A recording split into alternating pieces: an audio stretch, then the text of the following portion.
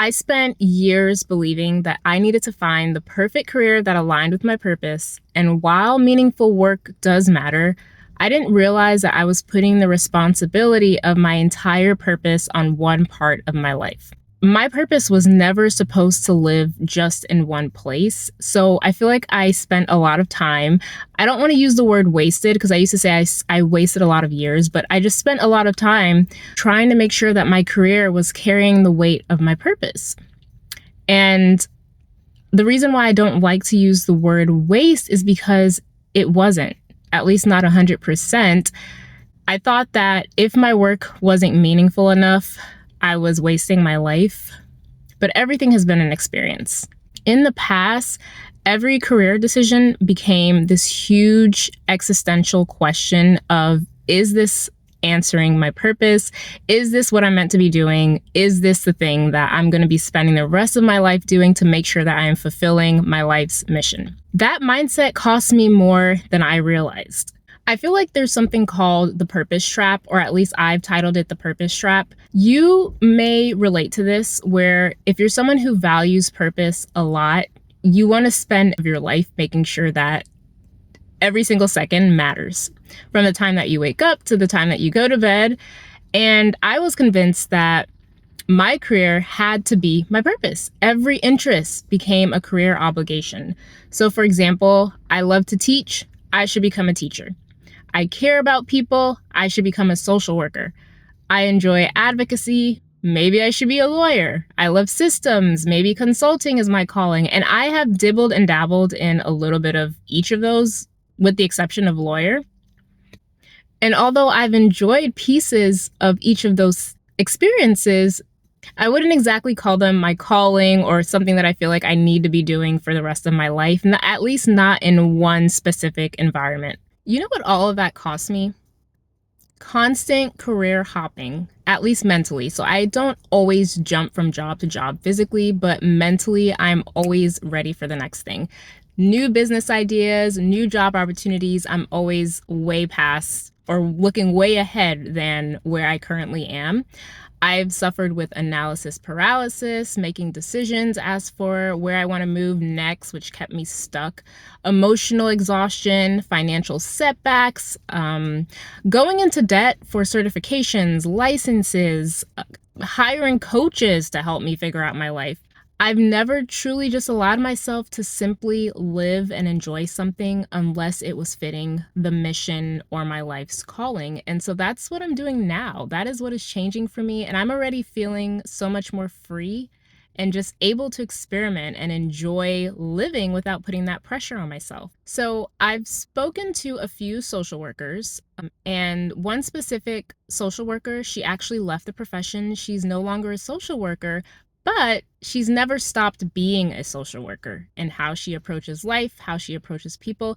And I just loved when she said that her identity and who she is just always a social worker. So even though she's not directly working in the field, it's just still who she is. And that made me think and start to wonder and just be like, my purpose does not have to be a profession. I don't have to be in the work of being the social worker. I can just be a social worker in life. It's just something that I can carry into whatever I decide to do. And same for you. So even before my conversation with the social worker, I was starting to realize that I was mixing up purpose with the ways that I express it. Instead of saying my purpose is teaching, I now think teaching is just one way that I express my purpose. And I do that in my freelance career right now as a web designer and a systems builder. I teach. Every time I'm with a client or talking to a lead, I realize that I'm doing a lot of teaching within that. I do a lot of advocacy within that. Instead of saying my purpose is advocacy, advocacy is just another expression. Being a voice for people who aren't heard. I do that every day. I help people make sense of confusing ideas, chaotic ideas. I observe patterns and I share them with people. That's also part of educating and teaching. Those aren't necessarily careers, but they are things that I've done, actions I've taken within the careers that I've chosen. And I plan to move forward with my career exploration, also keeping that in mind, as these are things that I know I'm naturally good at and I enjoy doing, and this is how I want to express myself in whatever next steps I decide to take. These are ways that I naturally move through the world. Okay, now I'm going to ask you something that I want you to think about. Who were you before you ever had a job? When you were 8 years old, 16, before even thinking about working, who were you? Were you already the teacher? Were you already the organizer, the encourager, the peacemaker? Were you curious and an observer? The person asking a million questions, investigating? Or were you the one that was standing up for other people?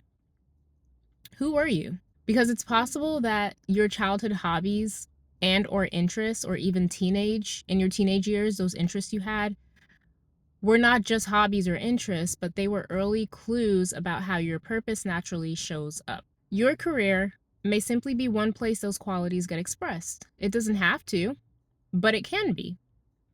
Something that I realized that surprised me was one of the most meaningful places where I express my purpose has nothing to do with work at all. It's actually the relationship that I have with my mom. My mom and I are very close. The people that know us know we're pretty much attached to the hip most times. And I teach her, I encourage her, I help her understand things. This made me realize that one of my greatest callings is actually not a job title, technically. It's just being a great daughter.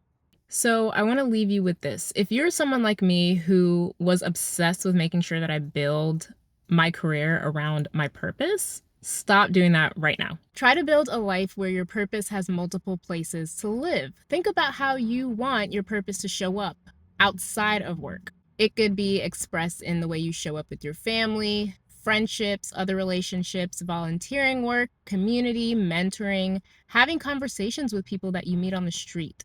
Your career is only one expression of your purpose. It doesn't have to be the entire container. Don't make your career responsible for carrying all of that weight, all of the meaning in your life, because it just causes too much pressure. You do not need one perfect job to live a purposeful life. You need a life that gives your purpose room to show up in a lot of different places.